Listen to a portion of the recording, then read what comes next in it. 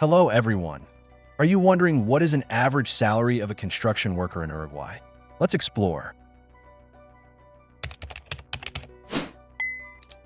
Construction is a stable sector in Uruguay, especially in urban development. The average annual gross salary is around $9,600, which is about $800 per month.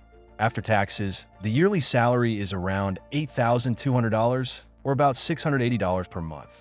Where you work makes a difference. In large cities like Montevideo and Salto, salaries are usually higher. In smaller towns, pay tends to be lower. Experience also affects pay.